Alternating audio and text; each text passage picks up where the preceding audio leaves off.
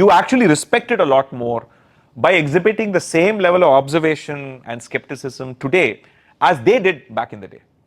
Right? That is actually more respectful to Ayurveda than these random influencers actually. So by simply saying, I use the A word, so now you must blindly obey me, right? According to Ayurveda, you must not mix. And why, I don't know. But if you say it will cause phlegm, then I can at least say, show me how it causes phlegm. Right? Thousands of people drink banana milkshakes without any phlegm issues. Yeah, right? Yeah. every day. Every day, yeah. Dal has more nutrients than cooked dal. But a raw dal is completely inedible to you, right? Because you're not a cow, you're not a See the herbivore. social, when you search something on Google, Correct. the first 10 sources will be something that you don't think are the relevant sources even. They're Like not, for yeah. example, palak paneer isn't healthy, right? Yes. You will see 10 sites there Yeah. saying that palak paneer is not healthy. 5 Yes. reasons you should not eat it. And this is a weird problem. Because it has certain chemical Yeah. or something. I think eggplant, I think you must not eat Yeah, it eggplant. was about, yeah. sorry. Must not eat eggplant because it has one poisonous chemical. And yeah. then we discussed, where is this chemical from? Yeah. I don't even know Yeah. it exists. No, it's funny because Hello everyone. So today we have all know him on internet, debunking all the myths. He's the writer of the most amazing book, The Masala Lab, The Science of Indian Cooking, and he has made internet a safer place for me and develop a good relationship with food. And that's why I wanted him to be here today with us, and so that he can actually guide you in the right way possible on developing relationship with food and how you have to take internet and not just see it through and get the information verified. Inspired you to do that? now I've been cooking for since I was 15, and we're sort of three boys, and I was the eldest. And my mother had a job that involved travel, so she taught me to cook, so that we don't end up just quietly going with our fathers to eat restaurant food, right? And so that is how I started cooking. And then in my IT job, I ended up traveling abroad, and I lived in the US for 7 years. And clearly, I wanted to learn to cook better. So I would try and document recipes from all the older people in my family and so on. So I've always enjoyed cooking. And over time, the recognition as you kind of grow older also is that it's probably the single skill that's most likely to keep you healthy is the ability to know how to cook, right? Cook yourself. Not cook yourself and then cook for your family. I think the more number of times you're eating food at home, I think disproportionately has a huge effect on how healthy you are. And again, this is no indictment of the restaurant business. It is just that they are in the business of making delicious food, not healthy food. And delicious and healthy very rarely kind of go along, because I think we are wired to find things that are salty, fatty, and sweet to be delicious. Yeah, because our taste buds like Yeah, that's just because we come from evolutionarily, we come from hunter-gatherers who barely got any food, and very rapidly in 5,000 years we've gone from hunter-gatherer to now being able to order with a click of a button, and food just arrives at our doorstep. You don't even have to move, except from your sofa to the door. Which you get annoyed because he interrupted your Netflix watching when that person came. But anyway, so I think that is what kind of got me interested in food. But even then, as I was younger, I think my interest was in making more delicious, more interesting food. In fact, a lot of my early focus was to challenge the orthodoxy that there is such a thing as authentic food. Challenge the orthodoxy that some kinds of food, like say vegetarian or sattvic food, is somehow pure and other things are not. So that is essentially how I grew up, obviously wanting to challenge the orthodoxy of my own family, who are vegetarians and very orthodox vegetarians at that. And the traveling around the world, also discovering that cuisines like Mexican and Thai and Burmese and are all so sophisticated that we just sit in this bubble that Indian food is the greatest thing in the world. No, but there's other great food in the world, and the fact that most of the best ingredients in Indian food come from Mexico, right? Your chilies and tomato and potato and all of these major ingredients in Indian food come from South America, right? And many of the best spices come from Southeast Asia. Yes, of course, pepper and turmeric come from here, but cloves and nutmeg come from Indonesia, right?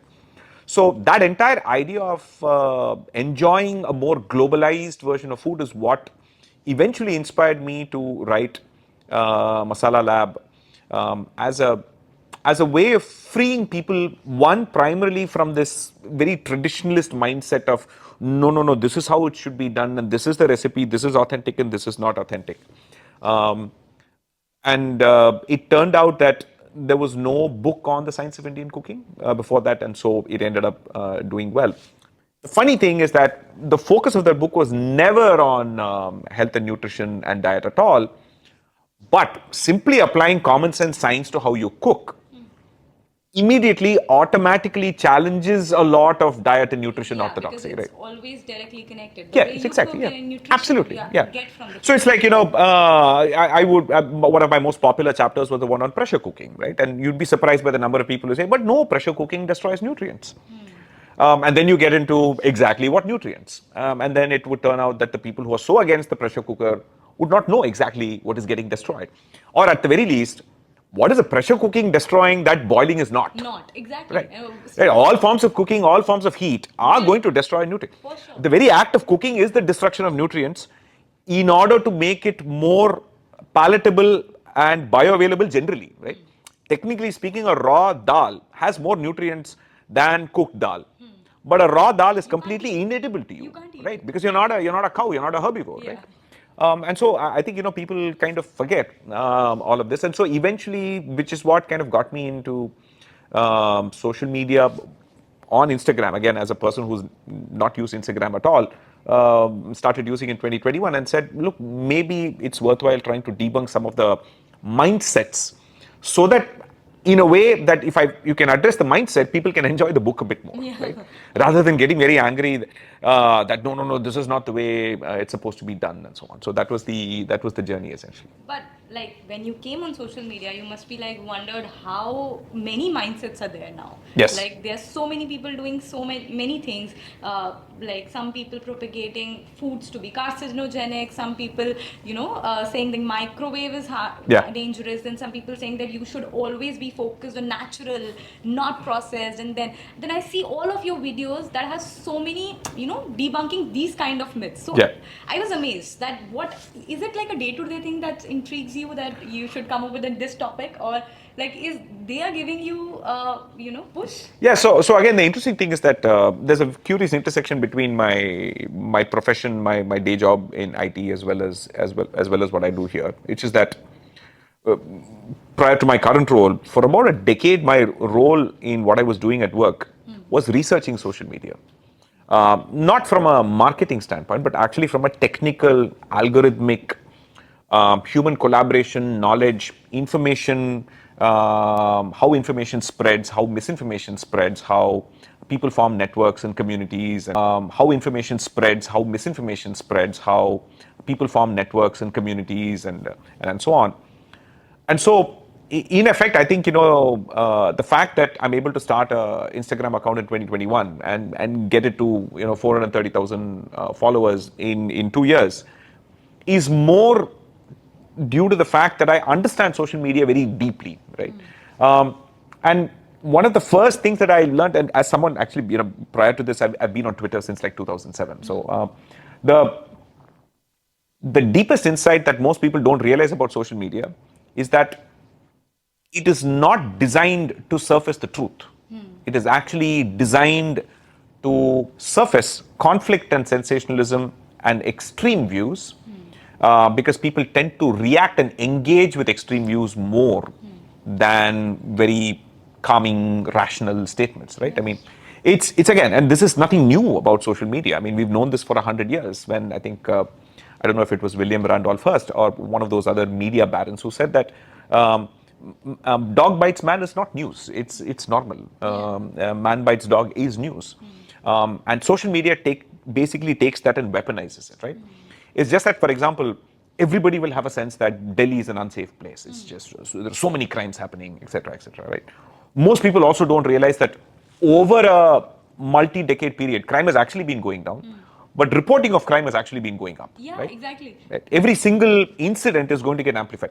And in a social media world, what social media does is that it completely takes context and prioritization out of anything. So it allows people to say absolutely extreme things, and then the algorithm figures out which is more extreme, which is getting more engagement, and then amplify that. They'll serve you. Right. And then people somehow believe the things that are more viral are more true. Right? And that's why we are in the position we are. I mean, people are misinformed about food. People are completely polarized about politics. Right? 10 years ago, it was okay for a family member to vote for a different party. Yeah, but today Now it is just, now people are canceling their own friends and close school friends and all of that because they just happen to have different different politics, right? political views. I mean, it is, and again, nothing has actually changed except the way you view the world. As long as you're consuming the world through social media, you're forever going to be polarized and only going through extreme views and unable to tell truth from fiction, or from, more importantly, important from trivial. That I think is the single biggest kind of problem. And so I really think, more than eating less, if people just consume less social media, we'd all be better off, actually. However, this kind of is a very different thing to say because we all are on social media, and Yeah. what we are doing is for social media and for people. Yes. And we are trying to be on it and create a safe place for them. Yes. However, it is difficult because as you mentioned, there are extreme views Yes. like that. And the extreme views gets more attention. That's what you think, that you are extreme right and social media is extreme left, or do you think you? No, it's not like that. I think it is, right now, what I would actually say is that I think there is a space for being nuanced while being creative in how you explain that nuance, right? I think Yeah. I think the trick seems to be that it's fair to say that random godmen and people on social media are like saying all kinds of misinformation, and they've been doing for thousands of years, right? And scientists and others work in their labs, and doctors and others really, really work hard because the bar for truth is much higher for them, right? Very. Meaning that they cannot just simply say things without saying, oh, under these conditions, only under these conditions. It's been verified and peer reviewed by thousands of people, and a Many prestigious journal has agreed to publish it, and the data is open source. All of that has to be established before a scientist or someone gets to say Say it, something, yeah. right? And even when they say it, they have to say it with a lot of conditions. It's true only in these conditions, right? Oh, by the way, this cancer scare, this is only true. We only tested it on rats and only under these conditions, and these only then at this dosage, etc. Whereas somebody else gets to say, if you eat this, you will get cancer, right?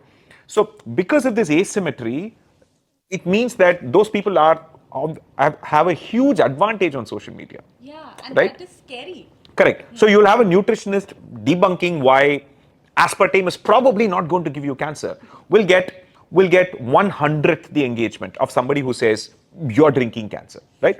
And the problem here is fundamentally that if we can now figure out a way to engage people in simple storytelling in ways that don't insult their intelligence, while offering a counterpoint to all of the pseudoscience that's out there, right? Half the time I was speaking to a doctor who said, he said, is that one of those quack doctors? They don't know science and they're dangerous, etc., etc. But you know what they're good at? They're good at being human. They're good at talking to people. They spend more time, right? know how to And so, explain, yeah. half of medicine is actually the person trusting you, right? Whereas a professional doctor barely has 5 minutes. He appears to sit in a sort of ivory throne. You barely hard to get an appointment, and then you have to pay through your nose 2,000 to 3,000 rupees every time you meet that person. And so it's the problem is that the modern system of people having access to science makes it very hard for the public to trust them. And science by itself makes it hard to communicate science. Yeah. Because scientists are good at communicating science to fellow scientists. Yeah. That's it. They're Because not they good at can't- communicating it yeah, to the public. because if they can't engage Right. with you will not Correct. get it. And when I see when you search something on Google, Correct. the first 10 sources will be something that you don't think are the relevant sources even. They're not, For yeah. example, palak paneer isn't healthy, right? Yes. You will see 10 sites there Yeah. saying that palak paneer is not healthy. 5 Yes. reasons you should not eat it. And this is a weird problem, right? So, to my previous point, one is that one of the reasons I think some of my videos do well is because my focus is on science communication, and I want to simplify it for people on their terms, right? So when I wrote my book, my publisher Penguin deliberately had a copywriter who hated science all her life. Literature graduate, English lit and all of that. And she said, if your book is understandable by her, the person who's literally going to edit your book. Actually, by the way, she incidentally tried out every one of the things in the book in her kitchen to verify as well. So it was a very long editing process, right? And so in that sense, I think that process of writing that book kind of made me realize that there is a way to tell science stories in a way that is not patronizing, right? You go to someone and say, no, you're being unscientific. I think it's a very arrogant way, especially when you go to a grandmother who's been cooking all her life and say, no, that's unscientific what you're doing. Boss, she knows how to cook delicious food. Your knowledge of science makes no sense in the kitchen unless it's practically grounded in how it's useful in the day in the life, right? So in that sense, I think creative storytelling clearly is very, very an important aspect of actually making this work. What was your the second question that you'd asked? Yeah, so basically, when you see top searches. The searches, the Google searches, yes. Google searches. Right. Yes. So Google searches actually is again a weird problem now. What has happened is that 15 or 16 years ago when Google came out, the algorithm was based on an academic research paper by Sergey Brin and Larry Page and so on. That basically proposed that a page is more trustworthy if it is linked to by other pages. That was the first hypothesis, right? And then they obviously said, yeah, of course, people could game the system. I could just end up having my friends create a bunch of pages that link to me. This is what we call search engine optimization, right? Back in the day. So they said, no, we'll add a few more variables. We'll also rank the trustworthiness of everyone linking to it. So if you're being linked to by a major news outlet, then it's probably more valuable than some random blog linking to you, right? And so on. Now, that algorithm actually worked really, really fine until the point it became very easy for people to create just millions and millions of social media kind of content, which was traditionally Facebook and so on, which was outside of Google searches indexing, right? So Google wasn't able to index much of this content. So Facebook could do its own thing, right? The second thing that happened is largely journalism died because of the fact that they're selling newspapers and TV and ads and so on. Revenue started to go down in favor of digital advertisements, and digital business models not all outlets are really good at, right? And so most journalists largely saw a dip where if you now go to any mainstream media outlet, it's just all pure young people straight out of college with no experience because they cannot afford people with 10 and 12 years of writing experience and research, and they cannot fund research budgets where people travel and go find out what is true and what is not, and they don't have time for research, which is why half of content on many of these mainstream media outlets is this celebrity said this on Twitter, this celebrity that said this, or this person posted a reel and people are reacting to it. That's not journalism, right? You're literally just simply repeating what social media said. When you do that, you are now feeding Google with all of this and your institutional credibility. Google hasn't adjusted fast enough to the fact that most mainstream media outlets in India are utter trash. Meaning that they're not actually the credibility that they had reporters, they would verify, they would check, they would have an actual food and science and diet and a nutritionist consultant who would look at a story and say, this makes no sense. And say, no, this cannot be written, right? No, now you can just post what some random Instagram influencer said as a story, and that story is now indexed by Google. So therefore, now if you search for Palak Paneer, the only news stories are basically media guys reporting on some influencer saying, this is bad. Yeah, actually. And not like an actual nutritionist take, because that nutritionist is not viral, right? So he's not being reported by these mainstream stories. And the point is that all of these things that we see on the top trending searches, as you mentioned, are published by very famous newspapers, Times of India, Indian Express, and I was like, no, they may be famous newspapers. They were famous newspapers. Yeah. But they're just blindly reporting some social media post. Yeah. So the journalism would have meant you saying, yeah, this is going viral. What is my opinion on it? Yeah. I'm a newspaper. I have access to an expert. I can call up a doctor. I can call up a nutritionist and say, is this right? And that should be your story. But that takes money. That takes effort. That takes time. Yeah. Yes. The basic research, like even if you go and like search for .gov resources and see that how much calcium, how much iron is getting affected, what is type of iron that we're talking about, what is the amount of calcium that's interfering, you don't talk about that. You are just there putting out that, that 5 reasons you should not eat palak. Exactly, right? You're just blindly just reporting. It's I don't know. I mean, it's not journalism. No, it's just stenography, as somebody Yeah, said. exactly. Yes. Yeah, so rightly put. So yeah, similarly, like when as you mentioned, according to Ayurveda, it's mentioned you cannot ask the second question because Yeah. now it's end of discussion. Yes. You cannot ask why, the reason why I can't have milk with banana. Yeah. I have been having Yes. banana shake since ages. So why Yes. now not we can have it? Because somebody on internet is saying that according to Ayurveda, this in this shlok, there in Chatra Some Samhita, samhita, some whatever, yeah, right? yeah. Charaka samhita and all of Charak that. Yeah. Samhita, Yeah. there is like Yeah. mentioned that you cannot have this because it will affect your digestive system, Correct. and they are just undermining the capability of our digestive system in a very great extent. They don't understand that we are compositionally very much trained. We Yes. have been have a very strong digestive system, Yeah. and we've been undermining its capability. Yeah. So yeah, according to Ayurveda, what do you think? Like as we have evolved, what should be the practices in the day-to-day life as the application of Ayurveda when it comes to that? No, I think so. It is, in a weird way, it is an insult to Ayurveda when random influencers just throw out, according to Ayurveda, and just quote some shloka and some verse, which incidentally, by the way, most people don't understand. Okay, and then use that to say you will not do this, right? So, I think first and foremost, stop listening to people who say according to Ayurveda, and don't proceed to give you further explanations, right?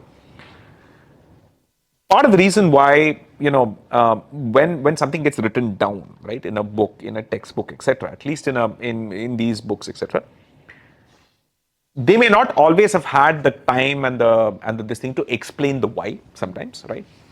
Maybe the physicians back then would have known the why. It would be more practical day-to-day knowledge and so on. And many times the why is often explained in commentaries that came later as opposed to the original verse itself. So anyway, so I think it's a deeper conversation about how writing and written and scripture, etc., works in India. Which is a completely, entirely deeper, unrelated subject. But I think the modern day problem is that you're using the word Ayurveda not because you respect it.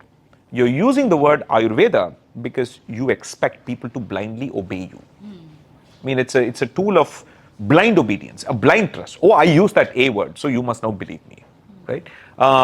No, that's not how it works. If, however, you just ask the next question, okay, why do they say you must not mix banana and milk? Maybe they had good reasons, right? You can then have a conversation about how, hey, look, fruits are not what they are today than they were, right? Bananas are 100 times more sweeter today than they were because we've modified them over the last 200 years of the industrial revolution and hybridization and so on. Fruits are way sweeter now than they were before. So it's possible that bananas were slightly more sour, bananas were slightly more acidic and tannic and so on. And it's possible that they may have curdled milk. That's one possibility. Again, is one possibility. The second thing is that milk was not pasteurized, already loaded with bacteria, spoils very quickly, and you did not have refrigerators. So, is it possible that it was actually quite common sense to have a series of very strict rules related to things that perish very quickly, like fish, like milk, like vegetables, and so on? And these combination rules all reflect a time and place when those conditions were true. And then it's then possible to have a conversation about maybe those conditions are different now. We have, well, the modern day banana is nothing like the banana that you were eating then. The milk now is very different. It's pasteurized. There's no living bacteria. And then you're also, in a sense, have refrigerators and freezers and so on. You live in a completely different environment. So is it possible to say, yes, they were right with due respect and they were right for their time, but conditions change and you evolve with that, right? And so the honest way of thinking about this, if these people were genuinely interested in preserving Ayurveda, is to actually adapt and change and evolve with the times. But assuming that once it's written down 2000 years ago, nothing will change, is like absolutely silly. And this is true of every part of the world, every religion, this has nothing to do only with India, right? Yeah. Anytime you write something down in a book, you have to be constantly wary of the fact that it will be taken to be the gospel truth for a very long time, right? In that sense, it is one important thing about the internet is that you can continuously go back and edit stuff, Yeah. right? So I think that in a sense is I would urge people to actually, it is actually respectful to your own heritage, and the expertise and the amount of wisdom that your ancestors had in coming up with a body of knowledge about what herbs cure what diseases, and what helps with what condition, and so on. If you assume that it is knowledge frozen in time, you actually respect it a lot more by exhibiting the same level of observation and skepticism today as they did back in the day. Right? That is actually more respectful to Ayurveda than these random influencers actually show, by simply saying, I use the A word, so now you must blindly obey me. Right? According to Ayurveda, you must not mix. And why, I don't know. But if you say it will cause phlegm, then I can at least say, show me how it causes phlegm. Right? Thousands of people drink banana milkshakes without any phlegm issues. Yeah, Right? Yeah. every day. Every day. Yeah. Yeah, without any, like, some people consume their fruits with their meal and they find it okay. Yeah. Because it's like each to its own. The digestive system works well for them, and some Right. people find it hard, and that's how that doesn't work for them. Exactly. And again, it's an interesting point, right? You will often find that there are likely to be more milk-related rules in South Indian versions of Ayurveda than in the North Indian versions of Ayurveda, right? And by the way, people don't realize that it's not one thing. I mean, there are many multiple variations of the same thing. People consider different foods to be hot or cold in the South than they do in other parts of the India, North, right? yeah. And because these things actually reflect local conditions, right? So they made sense for their local conditions. Most people in South India are lactose intolerant. It's the north and the west, that's the dairy belt. That's where genetically people have a far greater degree of tolerance for dairy, which is why it makes sense for the most richest protein source to be paneer as opposed to meat for the most part, right? Whereas in the south and the east, it's the most common protein sources are going to be meat and fish or eggs, right? And so therefore, I think people sometimes don't recognize that what might work for you. It's quite possible that what gives you discomfort is your lactose intolerance. Yeah, and Right, they're talking about right, and those people may have known about it. They may have known that some people do seem to exhibit bloating, etc., and they might have come up with some solutions to the problem. Maybe don't combine this, maybe eat less of this, etc. And it might have made sense in that time for the people they were diagnosing. Right? I think you have to.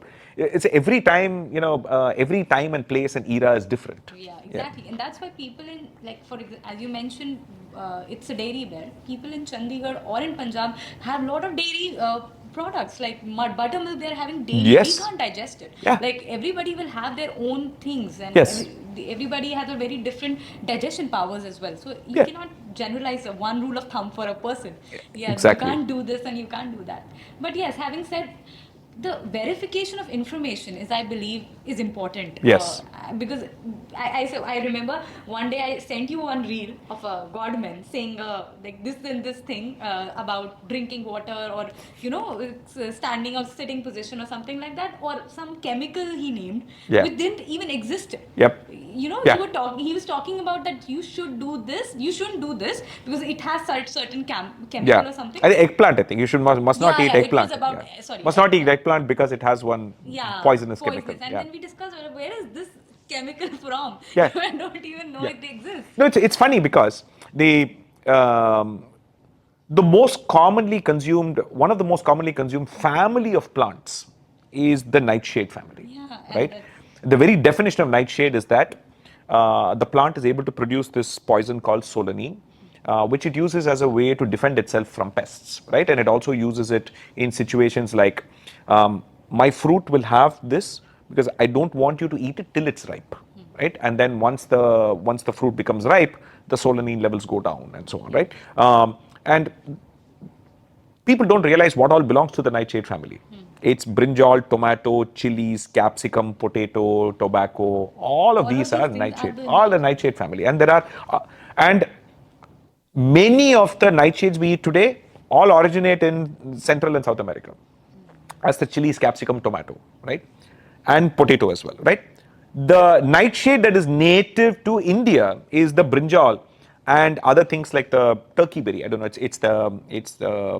It's that small. It's called the black nightshade. It's very small. It looks like a very tiny tomato, black color. And in South India, we eat the leaves as well, right?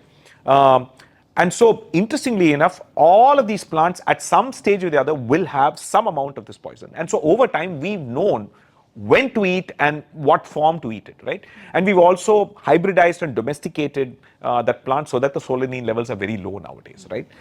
The original version of the brinjal thousands of years ago would have been much higher in solanine than the version we eat now, right? Because the Munda people in Orissa domesticated that plant and hybridized it to the point where now the modern day brinjal is this absolutely delicious vegetable that you can eat absolutely safely. So again, the problem is that you're taking something out of context from maybe 3,000 years ago, when somebody probably picked up a wild brinjal in the jungle and ate it, and probably had a bit of a stomach upset because the solanine is going to cause that. And then maybe came up with this rule that no, this is a poisonous vegetable that you must not eat, right? But that has nothing to do with the brinjal that we eat now. Your potatoes that have the green patches, the green is just chlorophyll, right? It usually means that the potato is decided to sprout. And so once it's decided to sprout, it does what all mothers will do, which is get fiercely protective. It will start producing that poison so that nobody hurts its babies. So that's why potatoes that have green patches have more solanine. But you'd have to consume a lot of them for you to have any kind of remote effect. It's aimed really at insects and small little bugs that it does not want to come and eat the potato, right? And so in that sense, I think it is now so easy to verify. You could have just Googled for it, and you would have known that whatever chemical he made up doesn't exist. Yeah, exactly. Because now we have that source, but again, as the top sites are not verifying the information, we have to like look for the right site Exactly. and then right sources and get into Yeah. that. No, but to be fair, there is something called Brandolini's law, which on the internet, which says that it takes an order of magnitude, I mean, thousands of times more effort to debunk nonsense than to create nonsense. Yeah. Right? I mean, you can scare anyone, you can put out something in 90 seconds, 30 seconds, and just enjoy the benefits of that. Yeah. But it takes 100 times, 1,000 times more effort to debunk that. So yeah, so there's a natural asymmetry when it comes to. And it's hard because obviously people are investing their time to know something, then you will have to take more time to debunk it, to make them understand what you are trying to say. Yes. Because most of them are just coming from a school where it was just said you can't do this, you Yes. can't do that. Yeah. So yeah, I remember we had a conversation in phone. Then I asked you why we should do it or why you are doing it. You told me that there are so many things that women have to take care of, like they have to do lot many things Yes. in their day, and they are just scared of not using pressure cooker or not using microwave. Yeah. And rather than thinking of how to make their life easier, Yeah.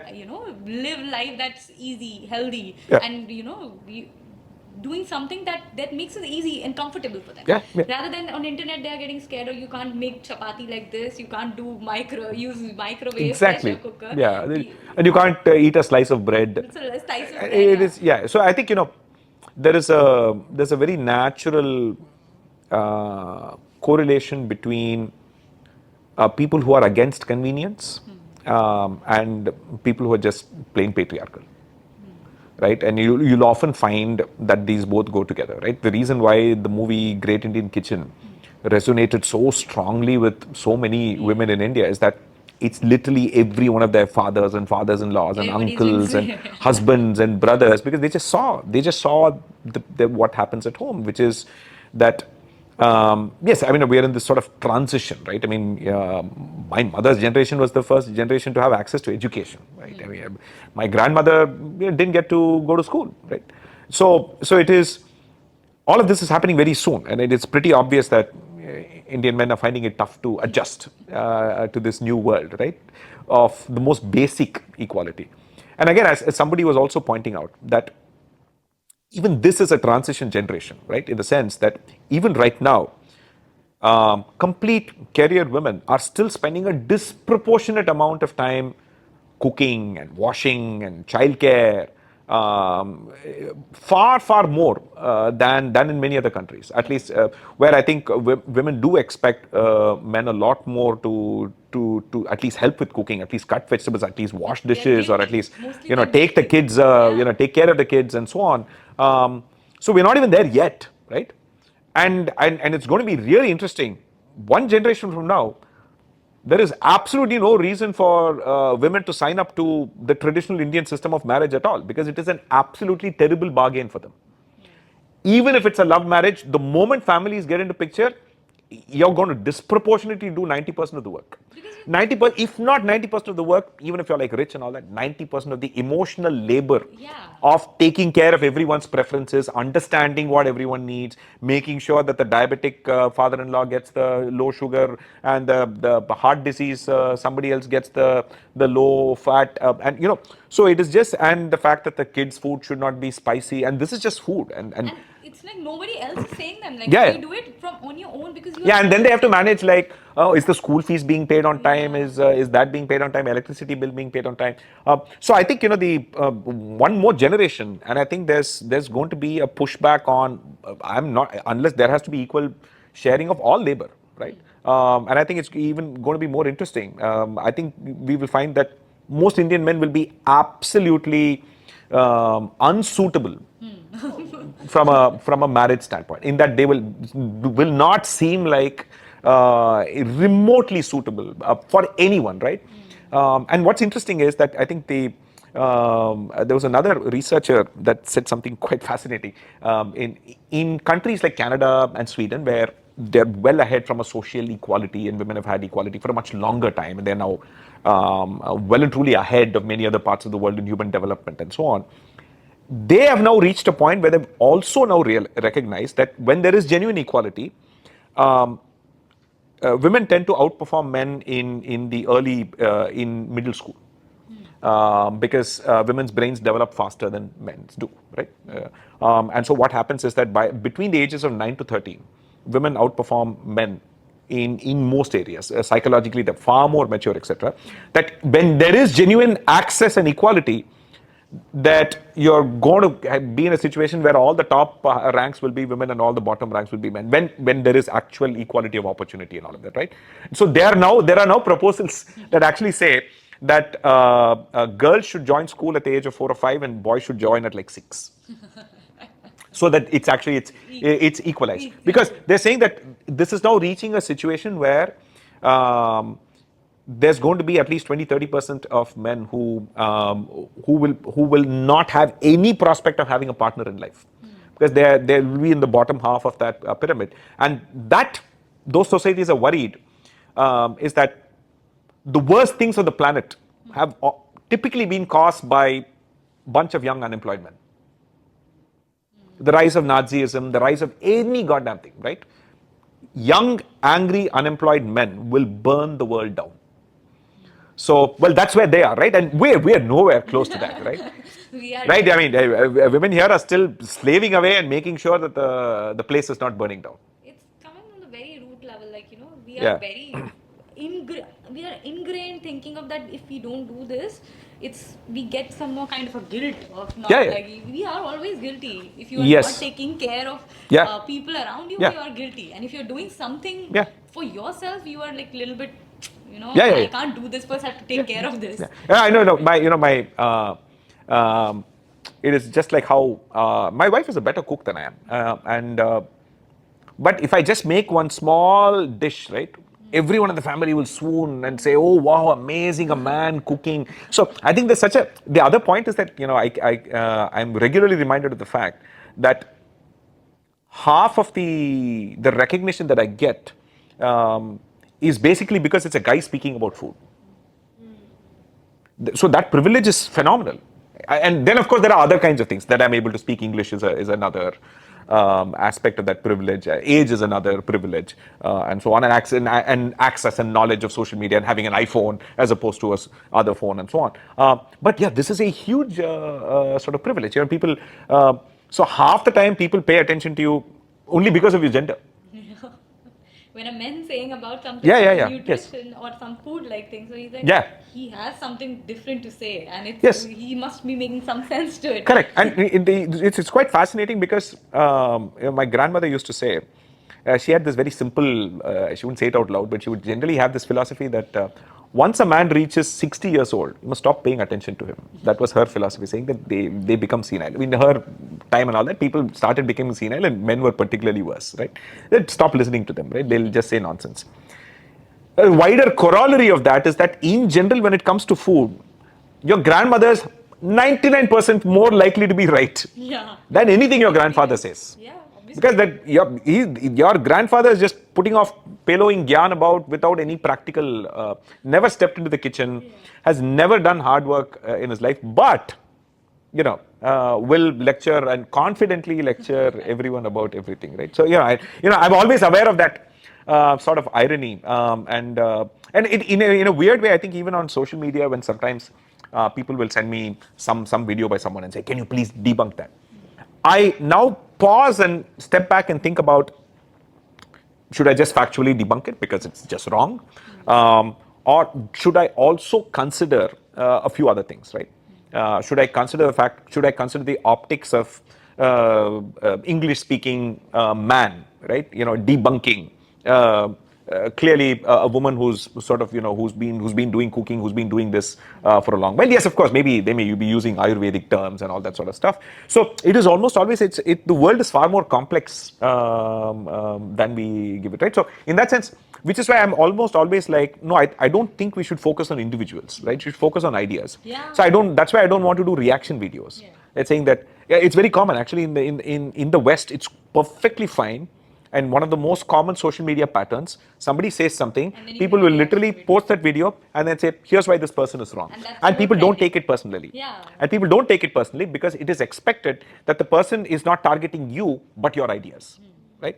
I don't think people have that sort of maturity here at all. People take it very, very deeply, And sensitively. their followers too. They Right. will come after you saying that you can't do this, you Right. don't know this, and you Yeah. can't do that. That is Because I our think culture there here. is a sense that at least in this part of the world, people don't trust ideas and institutions. They trust individuals. Yeah. That's the problem. That's the problem. Whereas in many other places, they trust the system, they trust the process, and they trust the institutions. Which, incidentally, again, I'm not saying that's a better way. That causes its own problems. We've seen what happens when it comes to, say, gun crime in the US, or their education system or their healthcare system and so on. We're not saying that's the right way.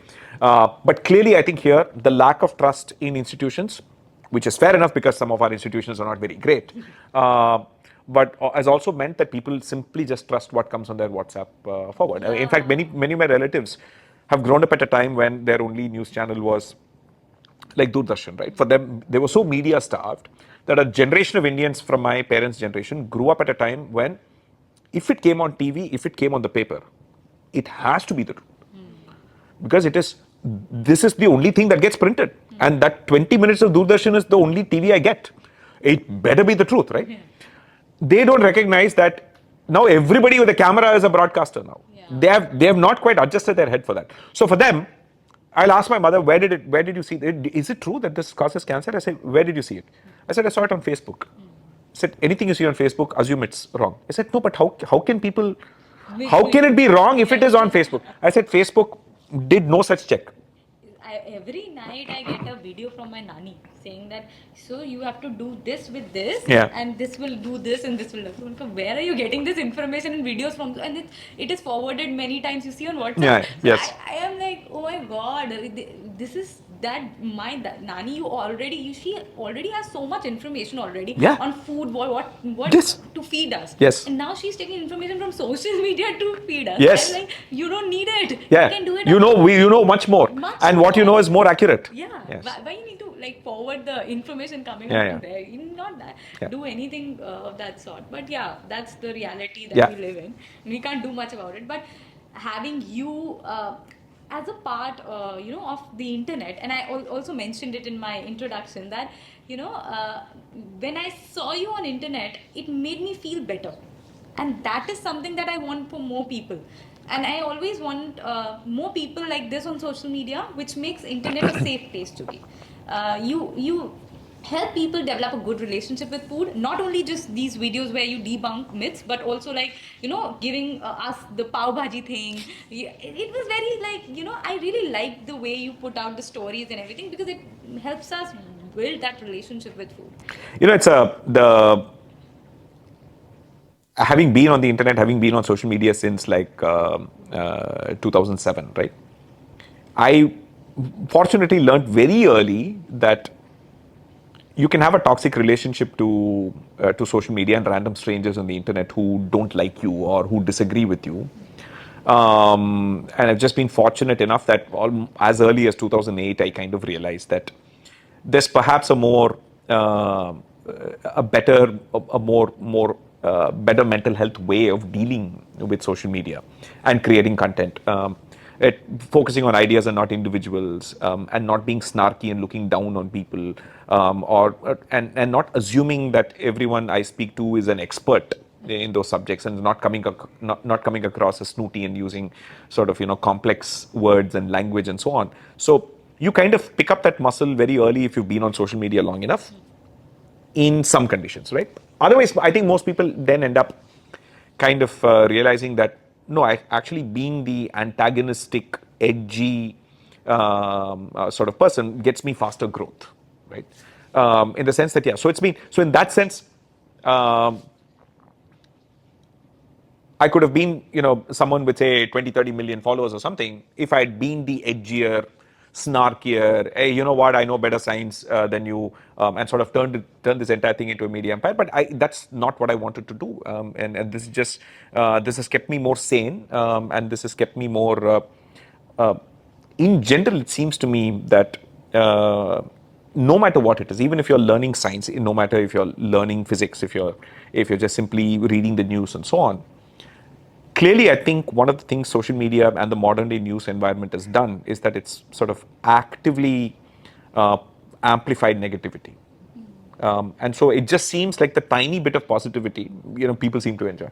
So in a better world, there would be so many people doing what I do that mine wouldn't stand out. It's just that right now, I don't think enough people are being positive about the things that they want to share, because the social media incentive is to be negative. Social media incentive is to be sensational, it's to be extreme, and it's to not give benefit of the doubt to people, and to respond to any criticism of you in like very stinging equal terms and so on, is what social media wants you to do.